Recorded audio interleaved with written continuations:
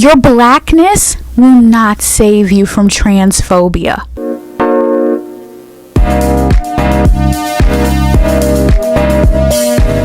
Hi guys, it is Naima, also known as Bunny Online, the It in B, and today I am here to give you the response video.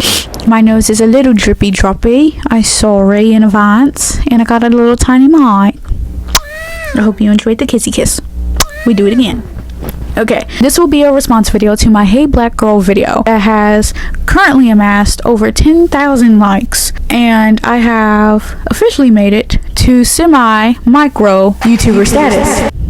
Thank you. I am so immensely grateful for all of the engagement on that video. Thank you. I'm grateful for all of the conversation that was had, all of the vulnerability. Thank you for sharing your stories with me in the comments. It's very weird how a lot of us have shared countless similar experiences to one another, yet we have never met each other. We're on different sides of the world. We may even be in the same damn state. You never know. The world is so small, and I'm grateful to have shared similar experiences with other people, because for a long time I felt alone in my experience. So I thank all of y'all for being extremely vulnerable with me, the way in which I wish to be vulnerable with you guys here. So thank you for all of the comments. Thank you for sharing. Thank you for liking the video. Y'all have done so much for me in ways in which that you can't even comprehend. So thank you, and know that I'm immensely grateful for you as well. So this will be the response video. I left a question on my community tab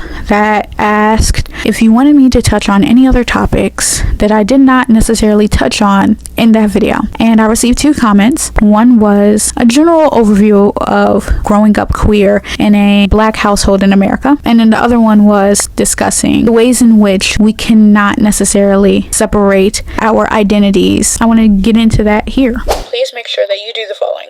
Please like, comment, and subscribe to this channel so you can stay notified for any new uploaded videos. So first things first, my experience. I gotta talk about that first because it's gonna help us understand where I come from with my talking points. Growing up in the outskirts of Atlanta is quite the experience. I grew up in a predominantly black area. Throughout my childhood, I was either surrounded by black people or Latinos. With that experience, I can say that being queer was fucking hard.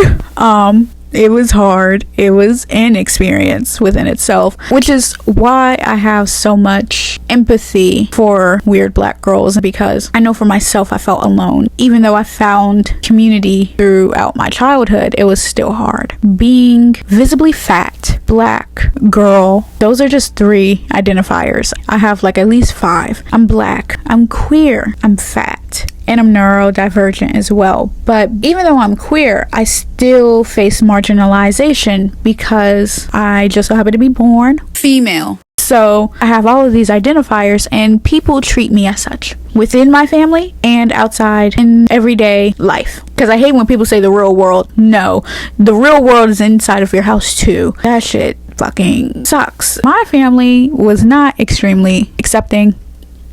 I knew that I was a part of the LGBTQ community when I was around like 4 years old, but even before then, I had key indicators. My mom, being a nurse, she would ask, "What gender are you?" Because I guess she wanted to know if I knew, and I would say boy. It would leave her annoyed every single time, and then she would be like, "No, you're a girl! You're a girl! You're a girl! You're a girl!" And I'd be like, "Okay, I'm a girl." And then she asked again. She's like, "Okay, you just said you're a girl, so what gender are you?" "I'm a boy." God damn it. And like it was always that. It was always that dynamic. But my first crush was on a girl. It was my neighbor. Really pretty. Mwah. She was really nice, really chill, very laid back vibe. Gave Aaliyah vibes. Like it just gave, you know, like it was a mix of tomboy. Because during that time period, hold up, because y'all don't even talk about that word anymore. It used to give tomboy, yeah, and a little sprinkle of femininity.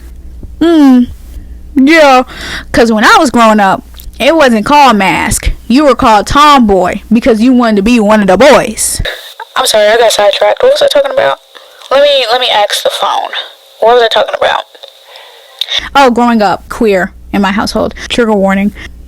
My first technical sexual experience was with a girl, but it wasn't consensual, if you catch my drift. A girl in the neighborhood who was way older than me took advantage of me in kindergarten. Yeah, so that happened to me, and I was bullied. I was treated as an outcast, as I was outcasted. I was literally thrown to the wolves. I was treated in such a horrific way. It deeply traumatized me in the ways in which I interact with people. But not once did it turn me into black, I tell you that much, but it did traumatize me. I think I started coming to terms with my LGBT identity when I was in the 7th grade. I became best friends with this girl named Jennifer, and so me and Jennifer were in the back of our history class, and we were on the LGBT Bible website, and we were looking through, and I figured out, I'm pansexual. I don't really care about gender. I just like people. Now, you could call that demisexual, you could call that bisexual. I don't care. I'm not changing my flag. The flag is right there. I'm not changing my flag. Okay, I'm pansexual. Yeah. Then, at that time, they had the term gender fluid. And gender fluid, you live your gender identity fluidly. So you could be extremely feminine one day and then extremely masc the next. I was like, yeah, that's me.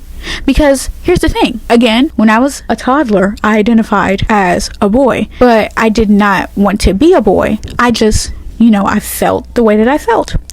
But here's the thing. Where I am now, I don't want to transition. I've never felt this deep need to transition. I never felt that. Some non-binary people do. And then they end up transitioning into whichever gender they wish to transition to. But me, I feel like I'm super fluid. I like being able to do both. But I also like titties. That's why I identify as non-binary. Fuck, I skipped around. Okay, so let's keep going. So from the 7th grade up until 2022, I was identifying as gender fluid until 2022. And then in 2022, I ended up transitioning from gender fluid to non-binary. So at the beginning of the year, I ended up moving out and living on campus. I was living in Atlanta. And my teacher asked us, because I took theater classes, drama, acting classes. My teacher asked, oh, what are your pronouns and stuff? And in that moment, I was like, fuck, I could decide for myself here and now what the fuck my pronouns are. They, them. And so that's what I did.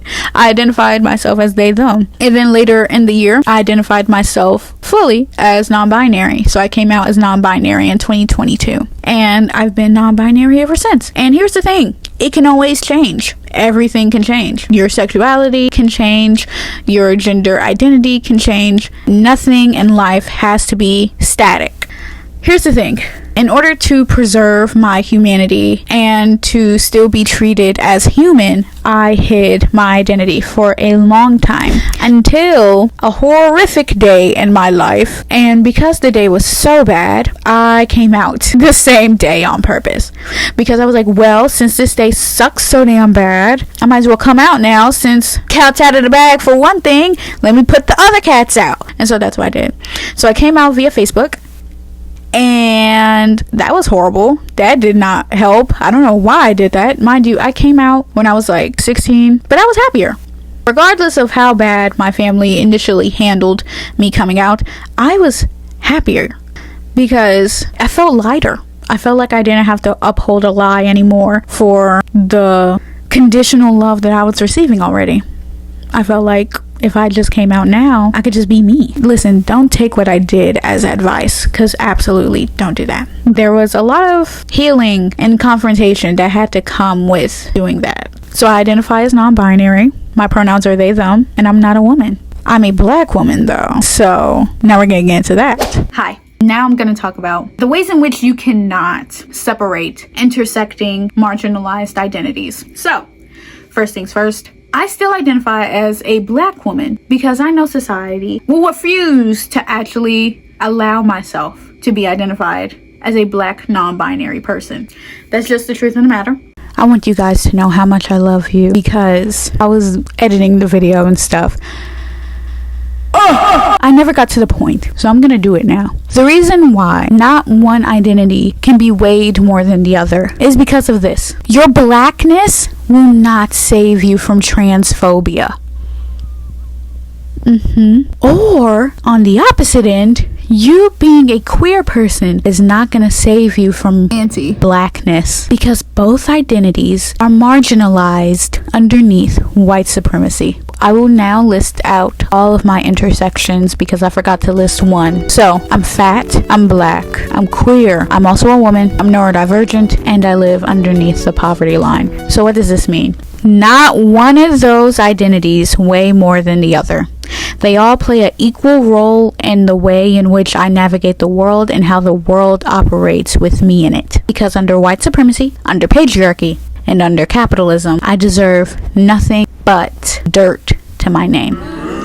Not a casket, not even a pot to hold my ashes, just dirt. Because under all of those systems, they all work in tandem with one another. They do not value one identity over the other. I have never heard a person ever say, "Oh wow, you should stop being transphobic to that person over there." Why? Because they're black. You're right. Like, I've never heard that.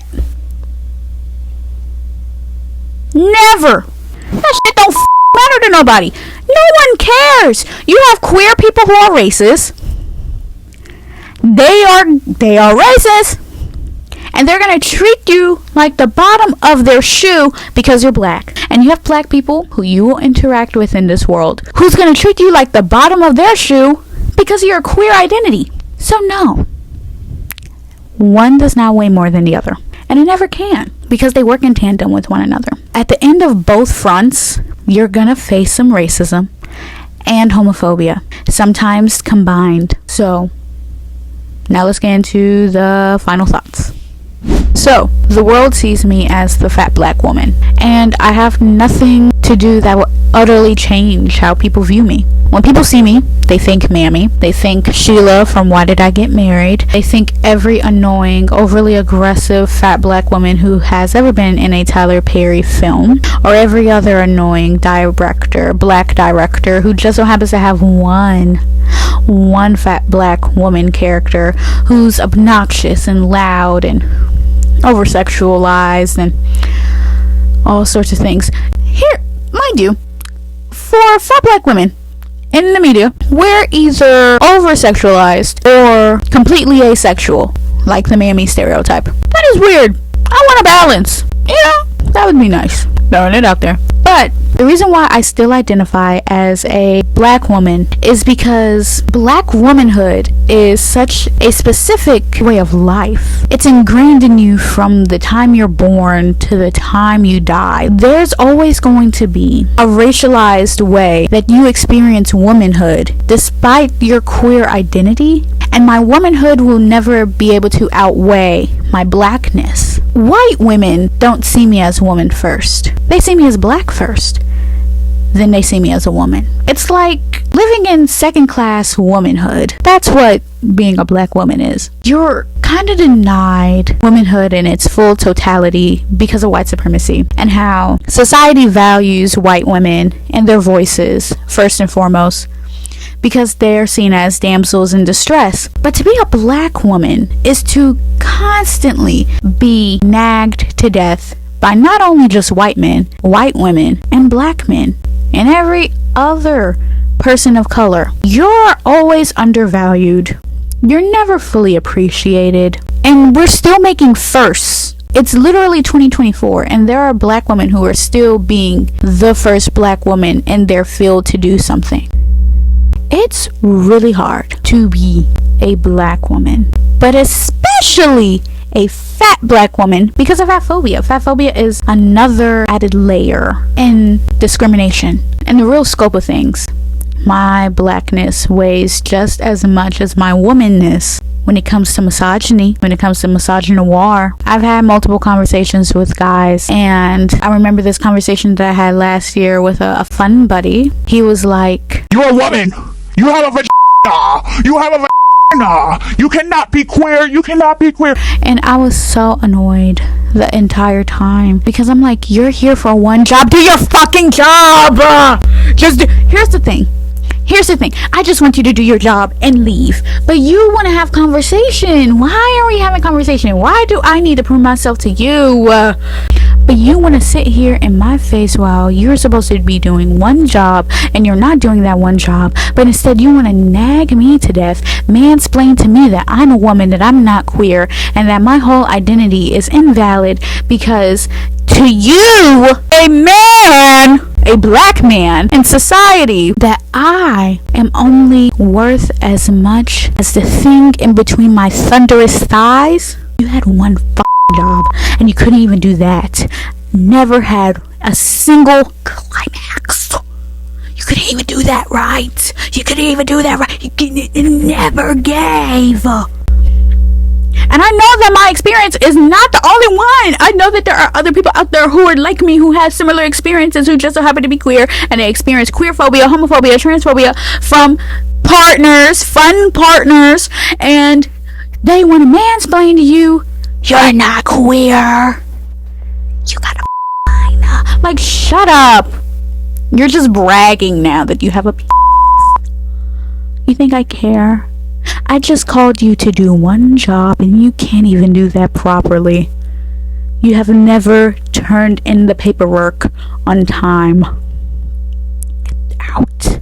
So, both identities, being a part of the LGBT community, being queer, and blackness, are both demonized and put at the very bottom of the totem pole when it comes to humanity, equity, and above all else, being given the right of living a decent life that is free of trauma from the white supremacist system in America, in Western society. With those being at the bottom, you're always going to be given the shorter end of the stick. Your blackness can never outweigh your queer identity, because even in black spaces, somehow, some way, when one black person get an itch that you're a little bit sweet, they have an issue with you. I used to work at a beauty supply store, and one day this old couple came in with like this little boy. The little boy picked up lip gloss, and the man was like, boys don't wear lip gloss.